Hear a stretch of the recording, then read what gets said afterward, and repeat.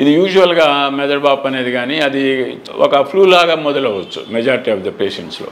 Flu అంటే తెలుసు కదా, జలుబు రావడం, కొంచెం తలనొప్పి రావడం, కొంచెం జ్వరం రావడం.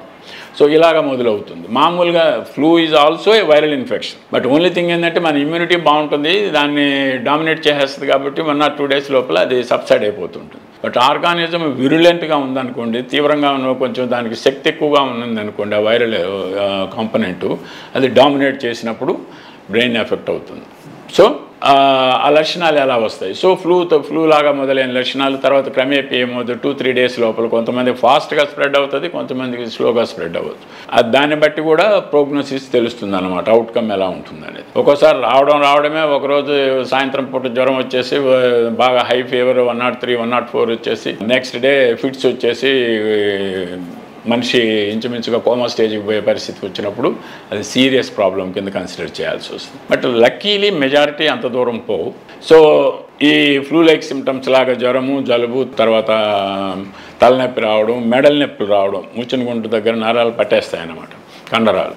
సో రావడము. రెండోది తర్వాత ఒక్కోసారి స్పీచ్ ఏదైనా తేడా రావడం కానీ, కన్ఫ్యూషన్ ఉండడం కానీ. స్పీచ్ ఎందుకంటే బ్రెయిన్లో మెదడు వాసినప్పుడు న్యాచురల్గా ఏ సెంటర్ ఎఫెక్ట్ అయితే ఆ సెంటర్ తేడా వస్తుంది. సో ఫిట్స్ రావడం ఎక్కువగా కామన్గా ఉంటుంది అన్నమాట దీంట్లో.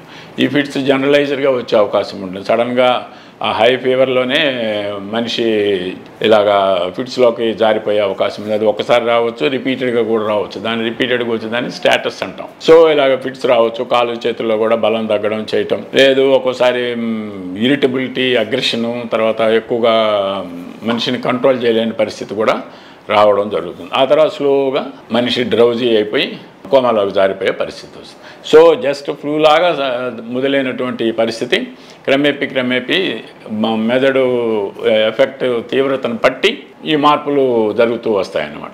సో వన్స్ మనం ఈ లక్షణాలు 1-2 రోజుల్లో చూసినప్పుడు ఇది ఆటోమేటిక్గా ఈ మార్పులోకి వస్తుంది అనుకున్నప్పుడు వెంటనే డాక్టర్ని సంప్రదించి ఆ కన్సర్న్డ్ హాస్పిటల్కి స్పెషలిస్ట్కి సంబంధించి, న్యూరో స్పెషలిస్ట్కి సంబంధించి హాస్పిటల్లో జాయిన్ అయ్యి వాళ్ళ పర్యవేక్షణలోనే ట్రీట్మెంట్ తీసుకోవాల్సిన అవసరం ఉంటుంది.